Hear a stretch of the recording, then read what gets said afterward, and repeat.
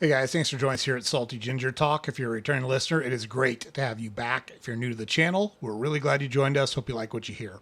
So, if you're looking to build a purposeful life, if you're looking to take control of your situation, if you're ready to stop the excuses and start taking action, you are in the right spot. And along those lines, we're going to talk today about kind of an epidemic that we have noticed in the world, and that is being impressed. So, what I mean by that is we spend so much time looking at and watching and absorbing what other people do. We don't do a lot of stuff ourselves. And that is fool's gold. It's not the way you're going to build a happy and successful life. It's not going to get you anywhere. And we're going to talk about that today in some detail. We're going to give you 5 reasons why you need to stop doing this.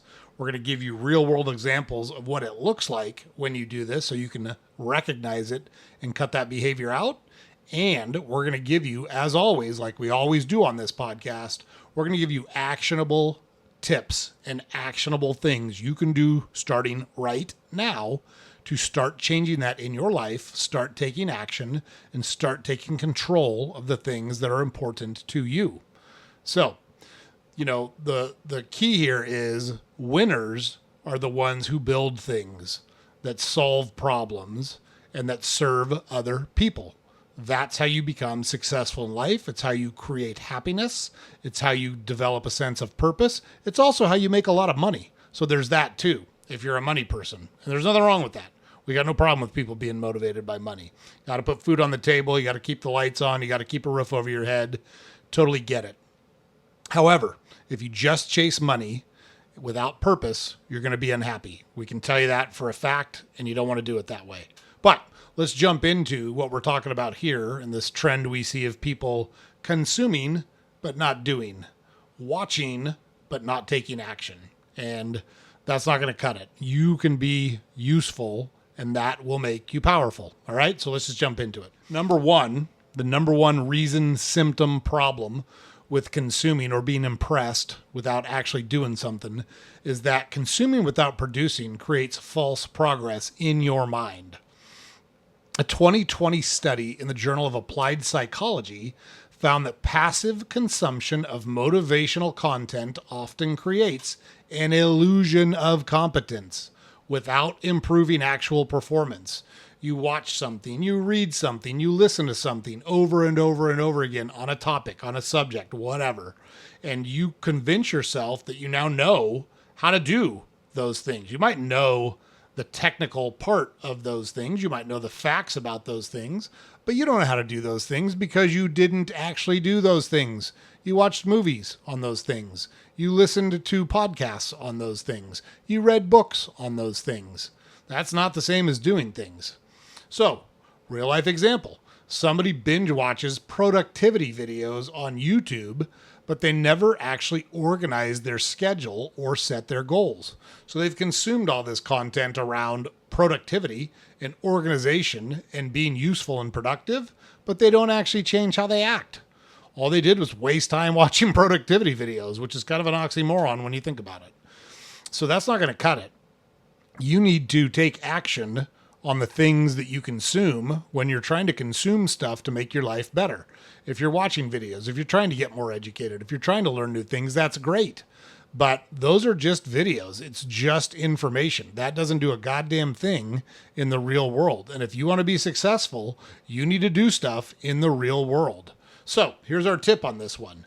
For every hour you spend consuming content, whether that's watching YouTube, whether that's listening to podcasts, whether that's reading books, doesn't matter what it is, taking classes, those are all great things. We're not discouraging those things in any way, but they don't get you where you want to be. They just prepare you to take action. So you need to actually take action. For every hour you spend doing one of those things we talked about or something similar, spend a half hour actually doing the thing. You've got to do the thing. We used to work with a guy who said, just do the thing. Like, it's such good advice. Just take action. You can't just sit and watch. There's no auditing life. And by the way, when you first start something, you're going to suck at it. You're going to fuck it up, and it's not going to be fun sometimes. Be prepared for that because it's the real world. That's okay.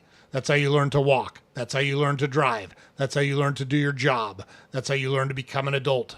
You tried things. Sometimes they work, sometimes they don't. You made changes, you got better.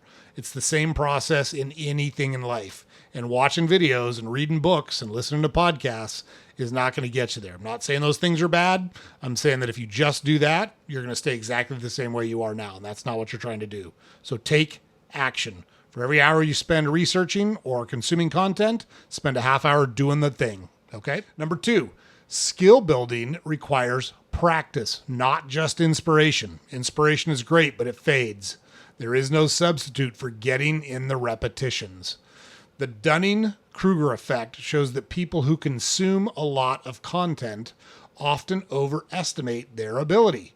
But true skill only comes from repeated effort and feedback. So what is the Dunning-Kruger effect? To boil it down to brass tacks, it means that stupid people think they're a lot smarter than they are. Incompetent people think they're a lot more competent than they are. They have a false confidence because they've read, they've studied, they've listened, and they think they're good at the things that they've read and studied and listened. Maybe they are. In most instances, they're not. That's the Dunning-Kruger effect. There's been study after study that shows that the people that study those things don't perform nearly as well at them as the people that actually do those things.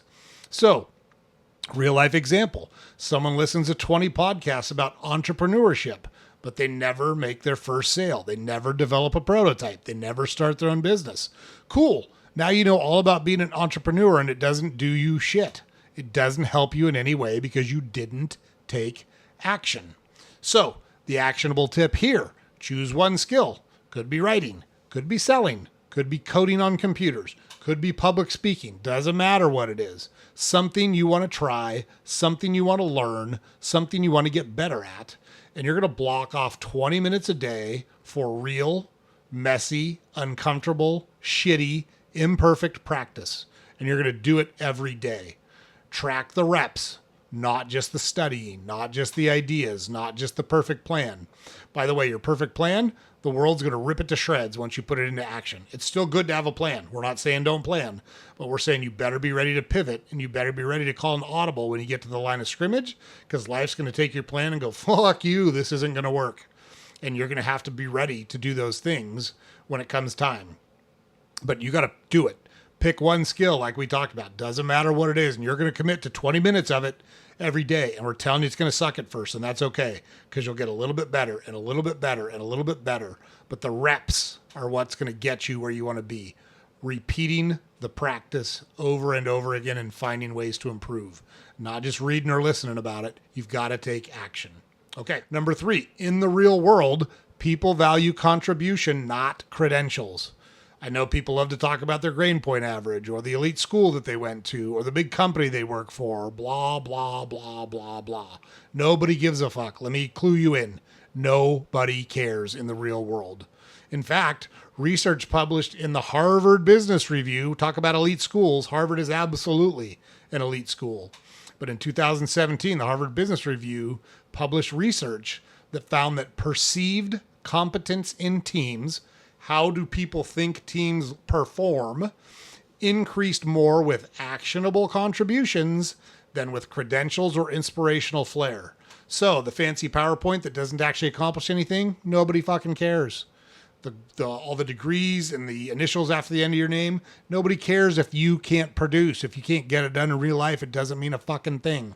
So that's not the person you want to be. Like we talked about, like a real life example in this, a person who talks a big game in meetings versus a person who shows up with a plan, with a spreadsheet, with results, with a working prototype. They've taken action. They've taken steps. They've started to make things happen before they even got to the meeting. And you've got a pretty PowerPoint that says all the things you're going to do somewhere in the future. The other guy got the jump on you because he took action. It's that straightforward. So our actionable tip on this one is in your next meeting, conversation, project, whatever it is, ask yourself as you're preparing for it, what can I contribute that solves a real problem? And then do it. Take action on your idea. Don't just think it. Take action and start solving the problem. Do it preemptively. Do it quietly. Do it consistently. And you'll be shocked at how far you get. I say it a lot. I think it's much better in almost every instance to beg for permission after it happened beg for forgiveness after it happened than to ask for permission to do it. If you beg for forgiveness with good results, you're in a much better spot than asking for permission and being shot down and looking wishy-washy, like you can't make a call, like you don't have initiative, like you're a Sigma, not where you want to be. You want to take charge of your life. You want to take charge of your situation. You want to take action. Okay, number 4. This is a mental one, but it's super important. Purposeful work builds your own confidence more than praise from the external world does. You have more confidence if it comes from within than if it comes from praise from other people. 100%. Totally know this is true. Totally agree with it. A 2018 study in motivation and emotion found that people who focused on self-efficacy through action rather than seeking affirmation from the external world had significantly higher long-term confidence.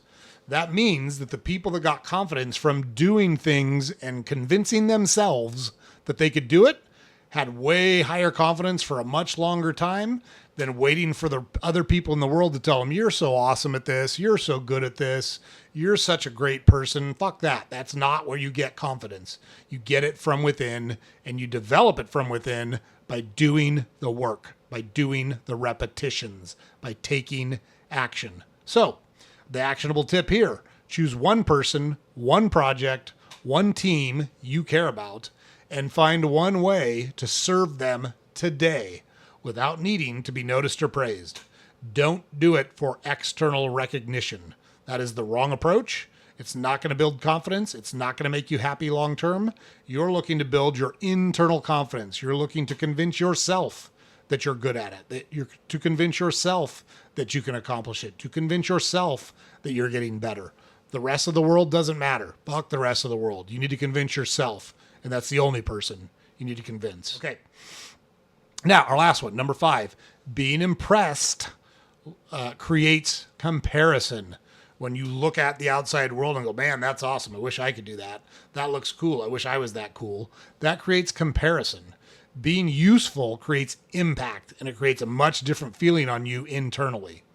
Social media research from the University of Copenhagen found that constant comparison leads to Facebook envy, in quotes, Facebook envy, stress, and lower life satisfaction. In the real world, this is what it looks like: scrolling through people's highlight reels and envying what they have. The cool car, the cool mansion, the private plane. By the way, a lot of that shit is staged. They go rent a lot of that shit or stop on the street and take a picture in front of a house. And if they're not, good for them. I'm happy that they're successful. That's awesome. But what value are they bringing to the world? It's an empty existence if it's all for show. That has been proven over and over and over again, literally millions of times in history.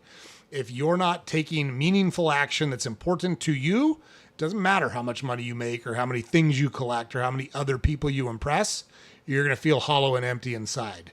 A better thing to do would be volunteer somewhere, mentor somebody, or launch something of your own. Don't look at the external world and envy what other people have. Look at your world and start building the world that you want. You have control over that. You're refusing to take it, but you absolutely have control over that, and you exercise that control by taking action. So, actionable tip here: take a 24-hour break from social media. Fuck it. Don't even look at it. Don't pull it up on your phone. Replace it with one act of usefulness. Help a friend with something. Improve your workspace. Fix a small problem that someone else has been ignoring.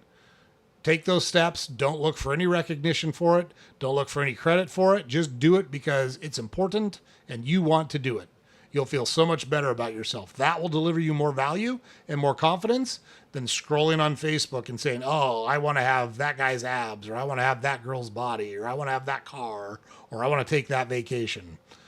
That's fine. You can do those things, but they need to be motivated by your internal wants and needs, not because you envy someone else for doing it. Okay? So, closing thought here. It's easy to admire and look at other people. And I'm not saying there's anything wrong with that. I'm happy for other people when they're successful. It's awesome when they're successful. But I don't feel jealous of other people because I got a great life. I got a great family. I got a great marriage. My life is awesome. And so I don't envy other people. I wouldn't trade places with anybody because I got a good deal going. And I'm going to keep doing the work to keep that going for as long as I can. It's hard to execute. You got to show up every day. You got to take the steps every day. I used to work for a guy who's a billionaire, by the way, who used to say the only way you can coast, downhill. Not a good place to be. You don't want to be coasting because you're heading the wrong direction. Admiration doesn't change the world. Usefulness does. Productivity does. Action does. Be useful. Be productive. Take action. That's what's going to get you where you want to be. All right, guys. So James puts it up right over here every day. Head over to our website, saltygingertalk.com. All the podcast episodes are available there. Links to all the social media accounts are available there. We've got a newsletter that we publish every weekday. You can subscribe to on our website. And please like, share, comment, subscribe to our podcast on whatever platform you consume it on. It's super helpful for us if you're able to do that. We're going to keep giving you awesome tips on how to change your life and build the one that you want. We're going to keep having awesome guests on that will share their stories and what they've learned through life so that you can learn from their stories and learn from their wisdom and apply those learnings to your life to make a better life. You don't want to miss any of that stuff. It's great content. It's super useful. It does what we're talking about. It gives you actions to take right now in your life today. It's not just whistling Dixie. It's not just people talking. It's people giving you actionable steps that you can take right now to build a better life. Don't miss it. We'll see you on the next podcast.